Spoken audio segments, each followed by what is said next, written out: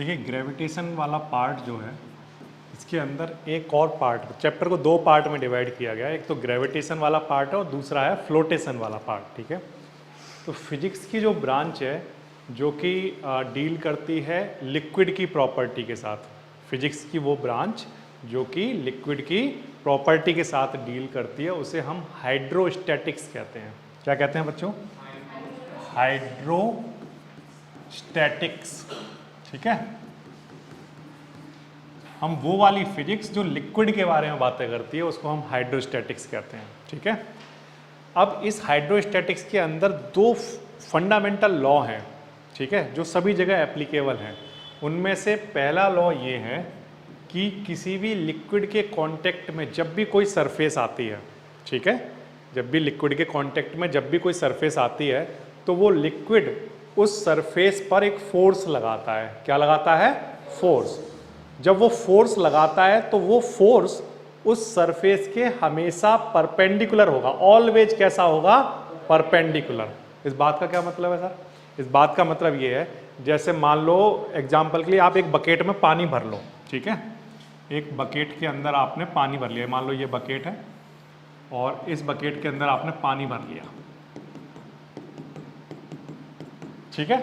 अब इसमें आप कोई भी ऑब्जेक्ट को इसके अंदर डालो, मान लो कोई एक वुड का पीस ले लिया आपने और उस वुड के पीस को इसके अंदर डाल दिया, ये ऐसे ऐसे हाथ से दबाया इसको अंदर, ठीक है। तो अब आप जैसे ही आपने उसको हाथ को हटाओगे तो आपको फील होगा कि ये ऊपर आ रहा है। जैसे एग्जाम्पल के लिए आपने ये कभी देखा होगा कि बकेट के अंदर हम जो मग होता है उसको, मग को अगर हम दबाते हैं और हाथ हटा दें तो वो ऊपर आता है या नहीं आता है? तो नीचे से कौन फोर्स लगा रहा है उस पर? ऊपर से तो हम लगा रहे हैं, नीचे से भी तो कोई लगा रहा होगा। तो इससे ये पता चलता है फिलहाल के लिए आपको कि लिक्विड क्या करते हैं? फोर्स लगाते हैं। तो मैं अभी फिलहाल सिर्फ आपसे ये कह रहा हूं कि जब भी लिक्विड फोर्स लगाएगा ना तो वो ऐसे नहीं लगाएगा, ऐसे नहीं लगाएगा, हमेशा कैसा लगाएगा? परपेंडिकुलर फोर्स लगाएगा। और जो भी परपेंडिकुलर फोर्स लगाया जाता है उसे बच्चों थ्रस्ट कहते हैं। ठीक है, क्या कहते हैं? थ्रस्ट। जो भी परपेंडिकुलर फोर्स लगाया जाता है लिक्विड से किसी भी सरफेस पर उसे हम थ्रस्ट कहते हैं।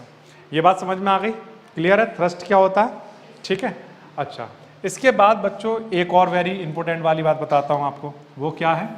दूसरा लॉ ये है हाइड्रोस्टैटिक्स के अंदर जो फंडामेंटल लॉ है कि यहाँ पर मान लो इस लिक्विड के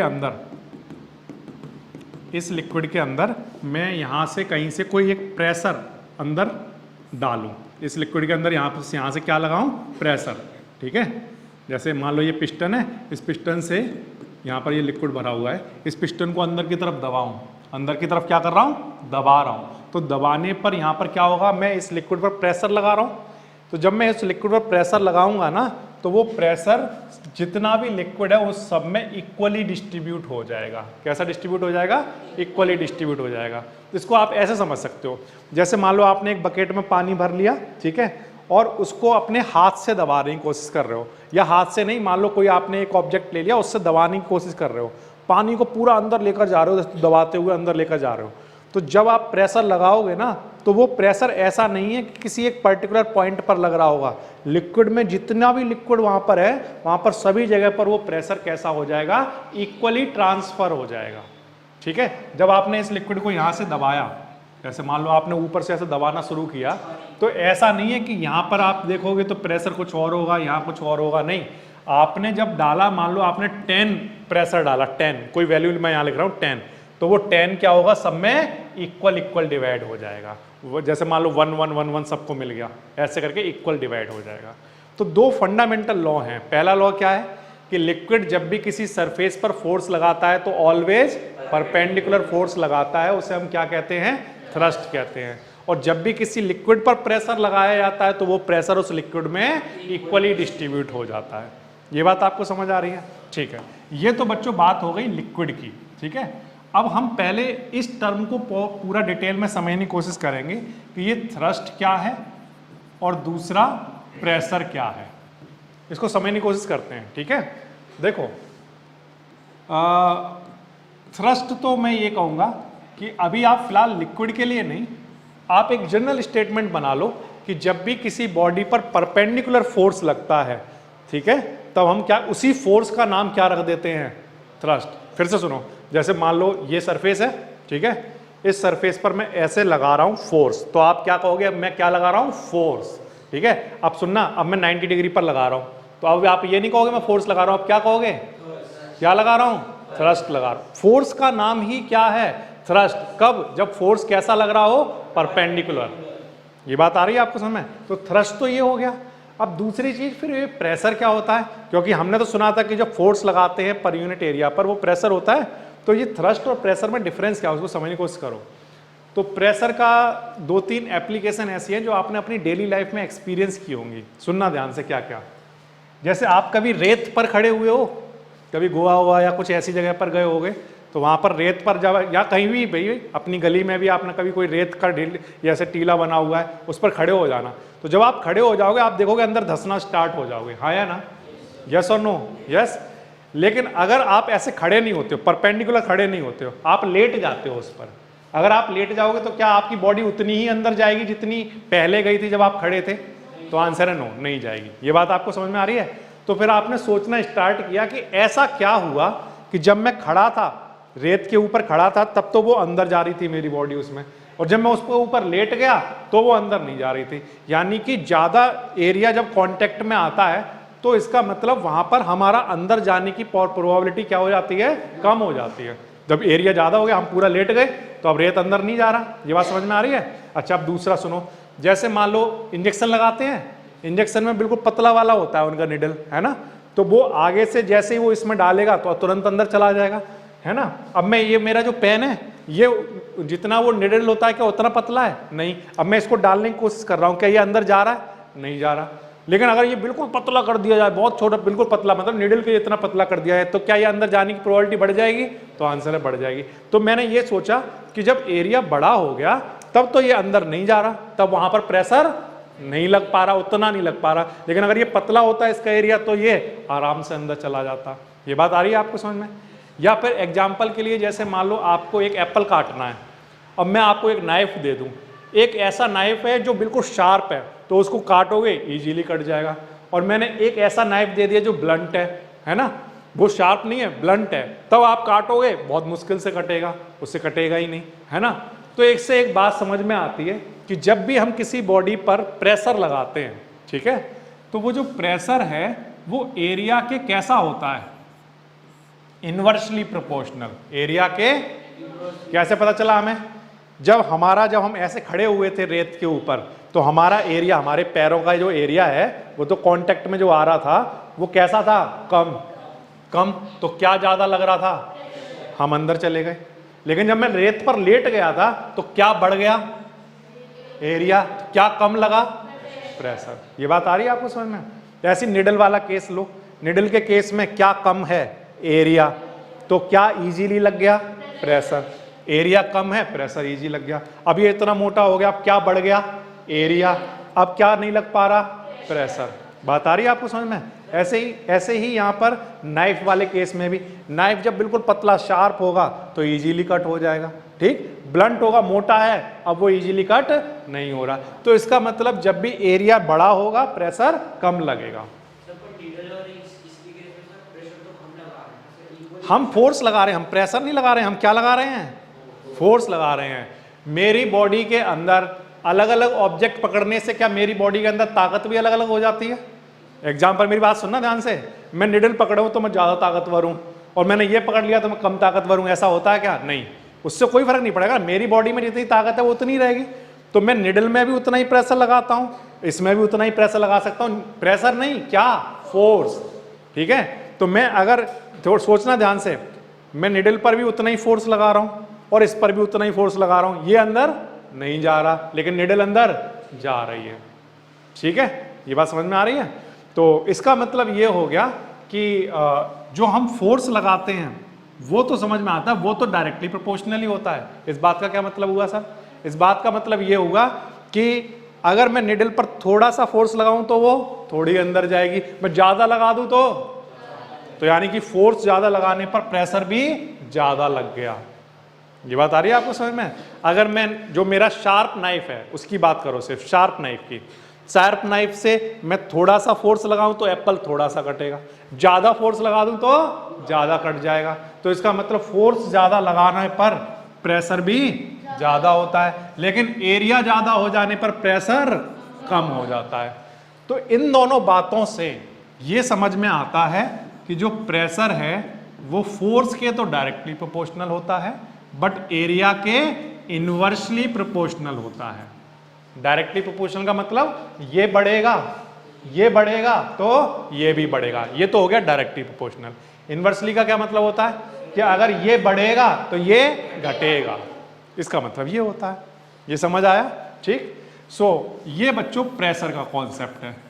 तो प्रेशर का बच्चों आपको फॉर्मूला पता चल गया क्या, कि जो प्रेशर है उसको हम लोग P से डिनोट करते हैं और उसका फॉर्मूला होता है फोर्स अपॉन एरिया। इतनी बात समझ आई? फोर्स जो है, फोर्स की बच्चों यूनिट होती है न्यूटन। क्या होती है? न्यूटन। और एरिया की बच्चों यूनिट हुआ करती है कितनी? Metre square. तो न्यूटन पर मीटर स्क्वायर। अगर कोई आपसे ये पूछे कि प्रेशर की यूनिट बताओ क्या होती है, तो आप क्या आंसर करोगे? Newton per metre square. ठीक है। और अगर कोई ये कहे इसकी एसआई यूनिट बताना, तो आप कहना SI unit of pressure, SI unit of pressure is pascal. क्या? पास्कल। ठीक है। पास्कल, जिन्होंने इस प्रेशर का कॉन्सेप्ट दिया था उन्हीं के नाम पर ये रख दिया गया। ठीक है। क्या? पास्कल। और इस पास्कल को जब हम लिखेंगे तो PA ऐसे बनाया करेंगे, PA पास्कल। ये समझ आया? ठीक है। ये हो गई बच्चों इसकी यूनिट की बात है। ठीक है। तो हम लोग कुछ न्यूमेरिकल भी डिस्कस करेंगे। हम लोग क्या करेंगे? कुछ न्यूमेरिकल भी डिस्कस करेंगे जो इस फॉर्मूले पर बेस्ड होंगे। ठीक है। तो उस न्यूमेरिकल्स के अंदर हमें क्या क्या चाहिए होगा? बोलो। प्रेशर निकालने के लिए क्या क्या चाहिए होगा? फोर्स और एरिया। बस ये दो चीजें पता हो तो प्रेशर निकल जाएगा। क्लियर है ये बात? अच्छा, लेकिन उससे पहले कुछ और एप्लीकेशन है जो हम लोग डिस्कस करेंगे और उससे प्रेशर के कॉन्सेप्ट को हम ज्यादा बिल्डअप कर पाएंगे। जैसे एग्जांपल के लिए, the foundation of a building or dam has a large surface of area. जब भी हम कोई बिल्डिंग बनाते हैं तो उसका जो सरफेस बनाते हैं वो बड़ा एरिया करते हैं, उसका एरिया क्या होता है? बड़ा रखते हैं। मैं एग्जांपल के लिए बता रहा हूँ, जैसे मान लो जब आप घर बनाते हो ना, तो घर बनाते वक्त ना पहले नींव बनाई जाती है। घर की क्या भरी जाती है? नींव, बेस बनाया जाता है। तो जो बेस बनाया जाता है ना, वो आप देखोगे वो इतना चौड़ा होगा, लेकिन उसके ऊपर जो वॉल्स खड़ी की जाएंगी वो इतनी पतली सी होगी, जो दीवार होगी वो इतनी बड़ी होगी, लेकिन जो नीचे बेस बनाया गया होगा वो चौड़ा बनाया गया होगा। क्यों? क्योंकि एरिया ज्यादा होगा तो क्या कम लगेगा? वॉल्स का प्रेशर। ये बात आ रही है समझ में? क्योंकि अगर प्रेशर ज्यादा लगेगा तो उससे क्या हो जाएगा सर? तो जो मिट्टी के ऊपर ही तो बनाया गया, ये मिट्टी क्या हो जाएगी? श्रिंक हो जाएगी, धंसने लग जाएगी ना, वो दीवार धंसने लग जाएगी। तो हम क्या करते हैं? उसको चौड़ा बनाते हैं, वाइडर बनाते हैं। ठीक है। लार्ज सरफेस एरिया रखने से क्या होता है? प्रेशर वॉल्स का उन पर कम आता है। प्रेशर कम आएगा तो वो श्रिंक नहीं होगा। ये बात समझ में आ रही है? अच्छा, मैं एक एग्जांपल और देता हूं। जैसे ये वाला, एक मिनट ये बैग दो। ठीक है। देखो ये वाला जो बैग है, इस बैग की स्ट्रिप इतनी चौड़ी है। ठीक है। अब ये वाला बैग, मैंने सपोज करो ये वाली जो स्ट्रिप है इतनी चौड़ी ना होकर ये सिर्फ इतनी चौड़ी होती, इतनी, इसको जो नीचे वाला पार्ट है। अब मैं इसको यहाँ पर ऐसे रखकर चलता और यहाँ पर ऐसे पूरा ईंटें भर ली इसमें बैग में, या बहुत सारी बुक भर ली। ठीक है। इतनी भारी कर लिया इसको, बहुत भारी कर लिया मैंने। ठीक है। अब आप मुझे मेरा एक्सपीरियंस आप बताना कि कैसा होगा जब बहुत सारी बुक मैंने भर ली और मैं इस वाले पार्ट को अपने कंधे पर रखता हूँ, तब मुझे ज्यादा दिक्कत होगी इसको पकड़ने में, या इसको रखता हूँ तब? जब पतली वाला होगा तो यहाँ पर चुभना स्टार्ट होगा, है ना? बिल्कुल पतली पतली वाली नहीं आते हैं बैग, एक है ना, उसमें बैग को रख लो, देखो यहाँ पर ऐसे चुभना स्टार्ट हो जाएगा। लेकिन ये चौड़ी स्ट्रिप क्यों बनाई है इसकी? जिससे ये चौड़ी स्ट्रिप से क्या होगा? बच्चों को प्रेशर यहाँ पर कम आएगा। क्यों? क्योंकि क्या ज्यादा है? एरिया ज्यादा है तो प्रेशर कम आएगा। ये बात आ रही है समझ में? तो आजकल जो बैग आते हैं उनमें देखो आप चौड़ी चौड़ी स्ट्रिप होती हैं, है ना, जिससे कि बच्चों के ऊपर प्रेशर कम आए। अच्छा, इसके अलावा और भी एग्जाम्पल देख सकते हैं, जैसे कि सेकंड नंबर पढ़ो बच्चों। The tyre of a bus और truck have larger width than those of a car. अब आपको पता है बच्चों, ट्रक और बस जो होते हैं कितना ज्यादा वेट होता है उनमें। अब वो उनके जो टायर अगर चौड़े नहीं बनाओगे, पतले से बना दो, पतले से, ट्रक का टायर इतना पतला, ठीक, तो उससे क्या होगा, जो ट्रक का वेट है उस टायर की, वो टायर क्या होगा, अंदर धंस जाएगा। ट्रक का वेट जो है उस टायर को क्या करेगा, अंदर धंसा देगा। किसमें, जो भी मिट्टी वहां पर होगी या जो भी जहां पर भी वो खड़ा हुआ है उस सरफेस को वो अंदर श्रिंक करा देगा। समझ रहे हो? तो इसलिए उसको क्या बनाया जाता है, चौड़ा बनाया जाता है। चौड़ा बनाओगे इससे क्या फायदा होगा, एरिया का ज्यादा हो गया। क्या कम लगेगा, कौन का, किसका प्रेशर कम लगेगा, जो उसकी बॉडी है, ट्रक की जो बॉडी है, वो जो इतना वेट है उसका एरिया, उसका जो फोर्स है वो कम लग पाएगा, उसका प्रेशर कम लग पाएगा। समझ आ रही है बात? अच्छा, कटिंग टूल्स आर इधर मेड ऑफ शार्प और पॉइंटेड। अब जैसे एग्जांपल के लिए, जैसे हम घर में कोई नेल लगाते हैं, देखो यहाँ पर लगी हुई है, ये है, इनका देखो आगे वाला पार्ट कितना पतला है, इसकी तरह ही है। जैसे जैसे ये है ना, देखो आगे से पतला है, पीछे से ये मोटा है ना। तो अगर आगे से भी ये मोटा हो और मैं फिर इसको हैमर से पीटूं तो क्या होगा, ये अंदर जाएगा नहीं, लेकिन इस वाले साइड से तो करूंगा तो ये अंदर चला जाएगा, क्योंकि इसमें क्या कम है, एरिया, पॉइंटेड है ना, ये एरिया कम है तो क्या ज्यादा लगा पाऊंगा, प्रेशर। समझ आ रही है बात? इसी तरह से नेल्स एंड पिंस, ठीक है, ये वो दोनों सेम ही पॉइंट हो गए। नेल्स और या पिंस जो होते हैं वो पॉइंटेड एंड क्यों बनाए जाते हैं, पतले क्यों बनाए जाते हैं एक साइड से, क्योंकि पिन को भी आपको पेपर में लगाना है तो आपको क्या लगाना पड़ेगा, प्रेशर। प्रेशर आसानी से लग जाए इसलिए हम क्या कम कर देते हैं, एरिया। एरिया कम हो जाएगा तो क्या ज्यादा लगा पाते हैं, प्रेशर। ये समझ आया? क्वेश्चन क्या है, a force of 15 newton is uniformly distributed over an area of 150 metre square, find the pressure. ठीक है, प्रेशर हमें निकालना है। तो सबसे पहले तो हम न्यूमेरिकल करते वक्त ये नोट कर लेते हैं कि क्या क्या डेटा गिवन है। सबसे पहले फोर्स गिवन है 15 न्यूटन, एरिया गिवन है 150 मीटर स्क्वायर। हमें निकालना क्या है, प्रेशर। तो प्रेशर, फोर्स और एरिया का आपस का रिलेशन क्या है, pressure is equal to force upon area. Force कितना है 15, एरिया कितना है 150। ठीक है, तो 15 से ये कैंसिल हो गया कितने टाइम, 1 है ना। 15 से, या मैं ये कहूँ ये 1 टाइम और ये 10 टाइम, ये कैंसिल हो गया तो क्या बचा 1/10 इतना, या फिर सिंपली इसको 0.1 भी लिख सकते हो।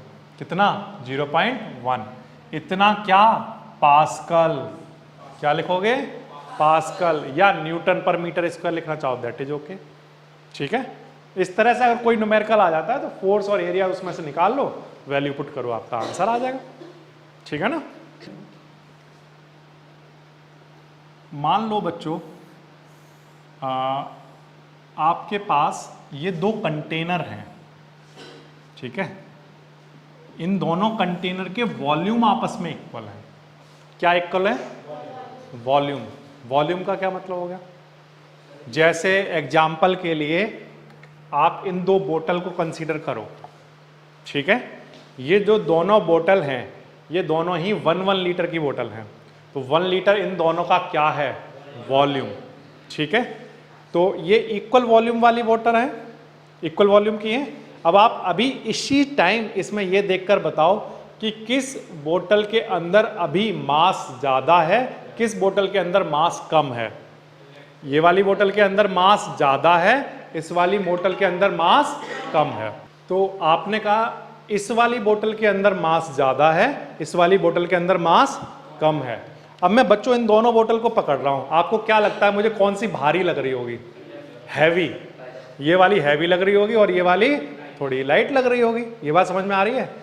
तो दोनों का वॉल्यूम सेम था, बट एक में मास ज्यादा था, एक में मास कम था, तो ये हैवी लग रही है। हैवी लग रही है तो मैं क्या कहूंगा, अभी फिलहाल इस वाली जो बॉडी है इसकी क्या ज्यादा है, डेंसिटी। क्या ज्यादा है, डेंसिटी। या मैं ये कहूं कि इसका पर यूनिट वॉल्यूम में, वॉल्यूम तो दोनों का सेम है, क्या ज्यादा है, मास। क्या ज्यादा है, पर यूनिट वॉल्यूम में इसका मास ज्यादा है। तो मैं पर यूनिट वॉल्यूम में मास ज्यादा, ये इतनी लंबी चौड़ी बात ना कहकर क्या कहना स्टार्ट कर दिया, इसकी क्या ज्यादा है, डेंसिटी ज्यादा है, इसकी डेंसिटी कम है। आपने केमिस्ट्री में ये पढ़ा था कि जो सॉलिड होते हैं उनकी डेंसिटी ज़्यादा होती है, लिक्विड की उनसे कम, और गैसेस की उनसे भी कम, सबसे कम होती है। पढ़ा था ना।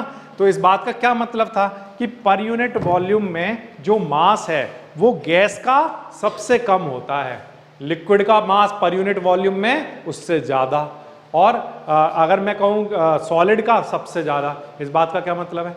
इस बात का मतलब ये है कि जैसे मान लो ये एक वॉल्यूम है, ठीक है, इस वॉल्यूम के अंदर मैं आपको कुछ भरने के लिए दे रहा हूँ, ठीक है।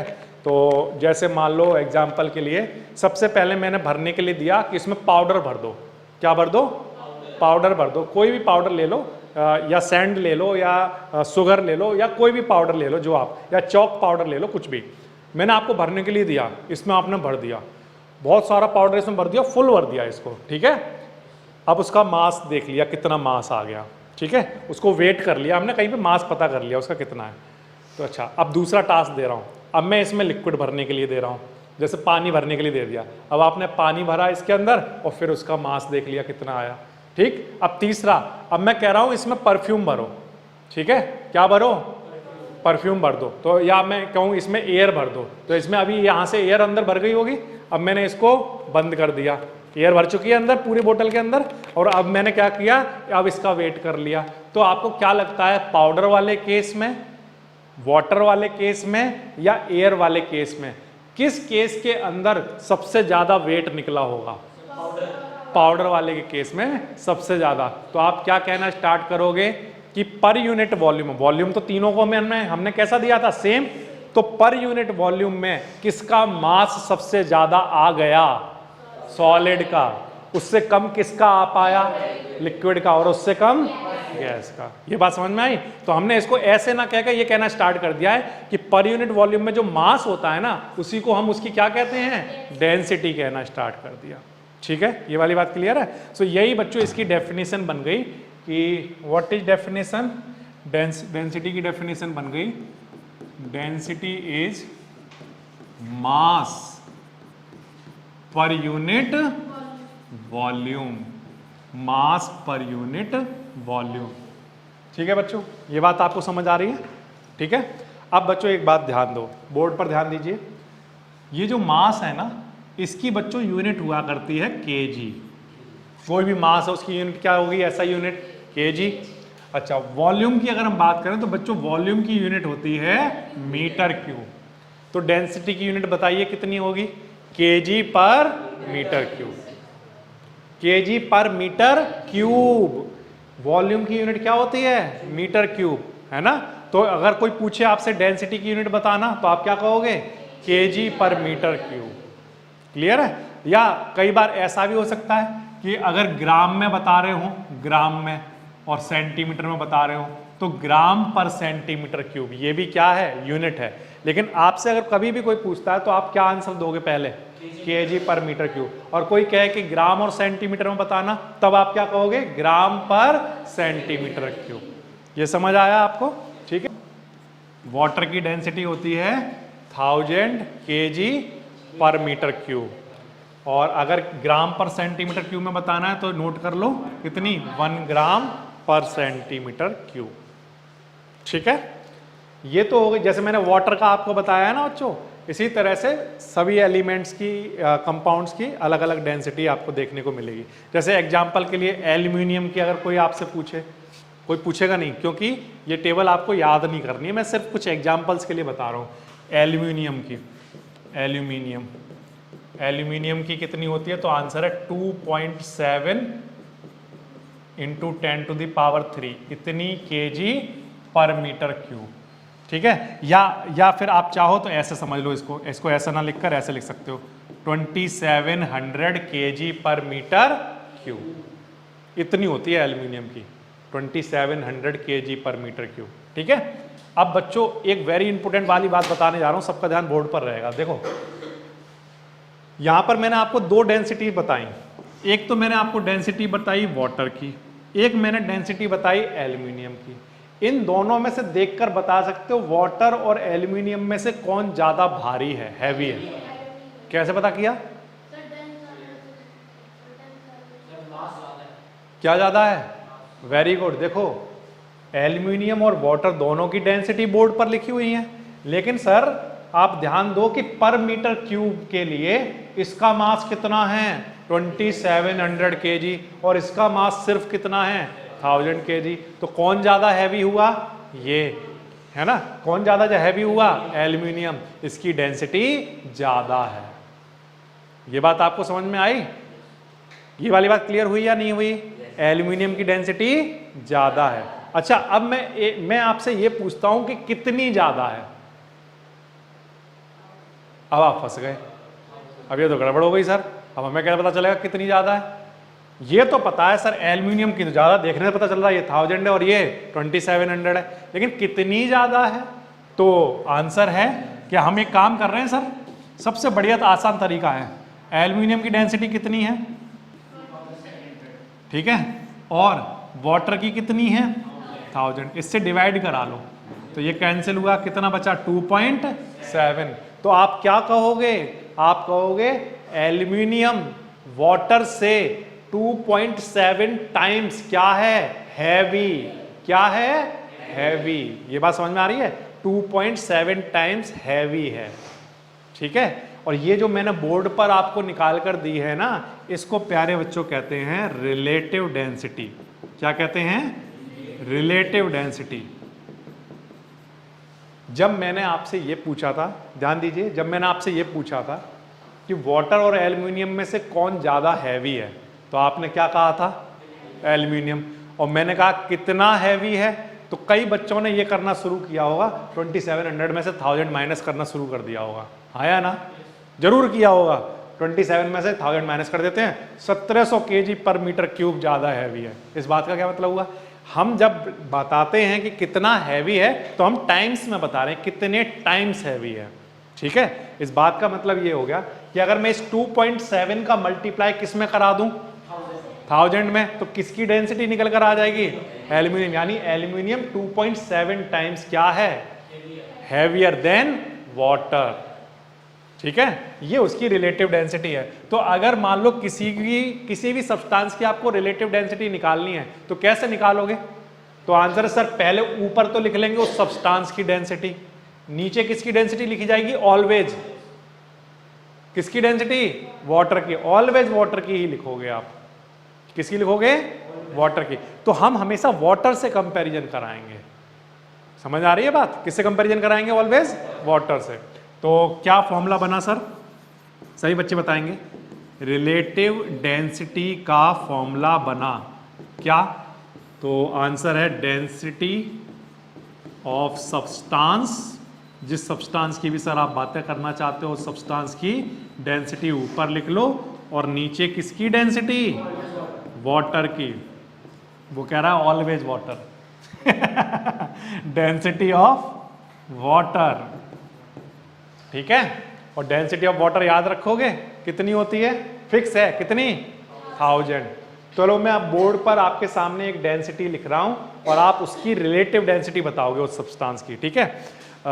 जैसे मैं लिखता हूं गोल्ड, ठीक है, गोल्ड का डेंसिटी है, गोल्ड की डेंसिटी बता रहा हूं, डेंसिटी ऑफ गोल्ड, ठीक है, डेंसिटी ऑफ गोल्ड ये है 11350 इतना kg पर मीटर क्यूब, ठीक है। तो डेंसिटी ये तो बच्चों क्लियर पता चल रहा होगा आपको, गोल्ड ज्यादा हैवी होता है या वाटर, गोल्ड, आया ना, क्योंकि देखो हम जानते हैं वाटर की जो डेंसिटी होती है वो कितनी होती है बताओ, 1000, कितनी, 1000 kg पर मीटर क्यूब होती है, ठीक है। तो इन दोनों में से कौन ज्यादा हैवी है, गोल्ड। कितना ज्यादा हैवी है निकालो, 11.35, very good. Relative density of gold, relative density of gold is equals to density of gold को डिवाइड करा दो किससे, वाटर की डेंसिटी से। तो ये कैंसिल करेंगे, इन 100 की वजह से यहाँ पर पॉइंट आ जाएगा 11.35। इस बात का मतलब बच्चों ये हो गया कि जो गोल्ड होता है वो वाटर से हैवी होता है। कितने टाइम? 11.35 टाइम हैवी होता है। समझ में आ गई बात? इस बात का मतलब आप ये ऐसा समझ लो, इस बोतल के अंदर मैं आपको, ये 1 लीटर की बोतल है, इस 1 लीटर की बोतल में मैं आपको पानी भरने के लिए बोलूं और या गोल्ड भरने के लिए बोलूं, तो इसमें क्या ज़्यादा हैवी हो जाएगा? मतलब जब आप भर दोगे फुल, तो कौन ज़्यादा हैवी होगा? गोल्ड से भरी हुई बोतल ज़्यादा हैवी होगी। ये बात आ रही है आपको समझ में? ठीक है। So this is the concept of relative density. Relative density की क्या कोई यूनिट होती होगी? तो आंसर है नो। क्यों नहीं होती होगी सर? क्योंकि ऊपर डेंसिटी की यूनिट लिखोगे, डेंसिटी ऑफ सब्सटेंस किस में होगा? केजी पर मीटर क्यूब में। डेंसिटी ऑफ वाटर भी क्या होगा? केजी पर मीटर क्यूब। इससे ये तो कोई यूनिट आएगी क्या? नहीं। तो रिलेटिव डेंसिटी की कोई यूनिट नहीं होती, this is purely a number. ये एक्सपीरियंस किया है कि जैसे गोल्ड आपने कहा कि हैवी है, आपने कहा एल्युमिनियम क्या है? हैवी है। तो आप क्या सोचते हो कि कहीं पर पानी भरा हुआ है ना, पानी भरा हुआ है और वहाँ पर उसमें गोल्ड डाल दिया जाए, तो क्या गोल्ड क्या वाटर उस गोल्ड को रोक के रखेगा अपने ऊपर? क्यों? हैवी है सर, गोल्ड हैवी है, तो वो कहाँ चला जाएगा? नीचे अंदर सिंक कर जाएगा, आया ना, डूब जाएगा उसके अंदर जाकर। ठीक है। लेकिन मैं कहता हूँ अगर कोई ऐसी चीज़ जिसका डेंसिटी वाटर की डेंसिटी से कम हो, किसका होगा सर? जैसे मान लो एक पेपर ले लिया मैंने, क्या ले लिया? एक पेपर बहुत हल्का है, पेपर का मास जो है पर मीटर क्यूब में, पर यूनिट वॉल्यूम में कम होगा वाटर से। ठीक है। तो अगर मैं पेपर को रख दूंगा तो वो उस पर क्या करेगा? फ्लोट करना स्टार्ट कर देगा, वो उसके अंदर नहीं जाएगा। ये बात आ रही है आपको समझ में? तो इसका मतलब ये है कि पानी के अंदर कौन सी चीज डूब सकती है? जिसकी डेंसिटी वाटर की डेंसिटी से ज्यादा हो। कौन सी चीज कभी नहीं डूबेगी? जिसकी डेंसिटी वाटर की डेंसिटी से कम हो। ये बात आपको समझ आती है? अब मैं इसी पर बेस्ड आपको एनसीईआरटी बैक एक्सरसाइज के क्वेश्चन दिखा रहा हूं, रिलेटिव डेंसिटी के और डेंसिटी के। ठीक है। तो क्वेश्चन क्या है? क्वेश्चन आपको पढ़कर बताता हूं। क्या है? बुक दिखाइए। देखो क्वेश्चन नंबर है बच्चों, क्वेश्चन नंबर आपको मिल जाएगा, ये 21 नंबर आपको मिल जाएगा, पेज नंबर 145 पर दिखा आपको। ठीक है। क्वेश्चन नंबर 21 है, पेज नंबर है ये एनसीईआरटी की बुक में 145। क्या क्वेश्चन है? The volume of 50 gram of substance is 20 centimetre cube. ठीक है। मुझे क्या क्या गिवन है? वॉल्यूम। ठीक है। वॉल्यूम गिवन है कितना? 20 सेंटीमीटर क्यूब। कितने मास वाले सब्सटेंस का?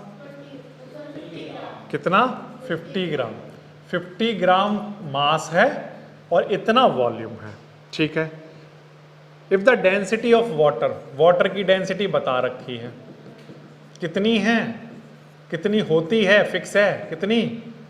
1 ग्राम पर सेंटीमीटर क्यूब। ये मैंने आपको लिखवा दी थी। विल द सब्सटेंस फ्लोट और सिंक, ये उसने पूछा है। तो पहले जो सब्सटेंस है उसकी हमें क्या पता होनी चाहिए? डेंसिटी। फिर हम ये देखेंगे कि उसकी डेंसिटी वाटर की डेंसिटी से ज्यादा है या कम है। अगर ज्यादा हुई तो डूब जाएगा, सिंक कर जाएगा, कम हुई तो फ्लोट करने लग जाएगा। तो उस सब्सटेंस का हमें वॉल्यूम पता है, मास पता है, तो हम क्या निकाल सकते हैं? डेंसिटी। क्या होता है formula? Mass upon volume. Density is equals to mass upon volume. Mass कितना है? 50 और वॉल्यूम कितना है? 20। तो अब इसको कैंसिल किया, ये आ गया 2.5 इतना ग्राम पर सेंटीमीटर क्यूब।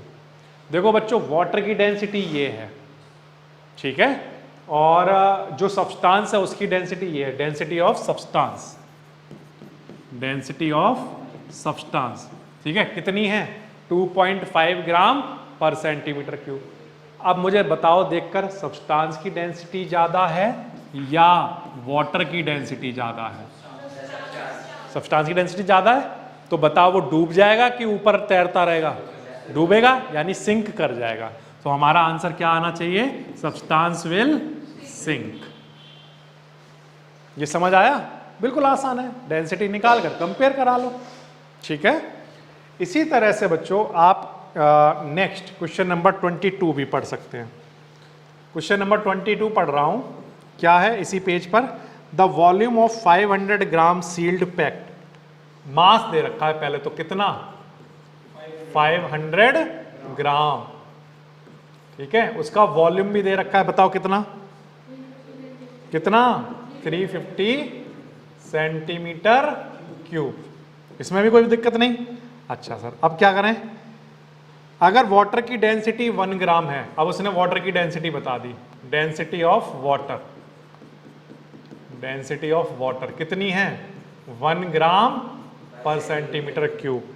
अगेन वो ये पूछ रहा है कि ये जो पैकेट है ये फ्लोट करेगा या सिंक करेगा वाटर पर, ये हमें बताना है। तो हमें पहले क्या निकालनी पड़ेगी बच्चों, बताओ, डेंसिटी। तो डेंसिटी निकाल लेते हैं, density of packet, density of packet, ठीक है, कितनी, कैसे निकालोगे, ऊपर क्या लिखोगे, मास, नीचे क्या लिखोगे, वॉल्यूम। ठीक है, इसको कैंसिल करा लो, ये 10 आ जाएगा, ये कितना आ जाएगा 7, 7 से 10 को जब आप डिवाइड कराओगे तो 1 पॉइंट कितना 1.4 समथिंग आएगा आंसर। ठीक है, अभी फिलहाल के लिए मैंने 1.4 पर ही छोड़ दिया है, इतना ग्राम पर सेंटीमीटर क्यूब। अब बच्चों मैं आपसे पूछता हूं कि डेंसिटी ऑफ पैकेट और डेंसिटी ऑफ वाटर, इन दोनों में से किसकी डेंसिटी ज्यादा है, पैकेट की। तो वो पैकेट डूब जाएगा या तैरेगा, डूब जाएगा यानी सिंक कर जाएगा। तो अगेन हमारा आंसर क्या आया, पैकेट विल सिंक। कोई भी सपना साकार करने के लिए सबसे जरूरी है सही कोच का होना। चुनिए जीएस क्लासेस को और करें अपने बोर्ड एंड जेईई का सपना साकार। Download the app now.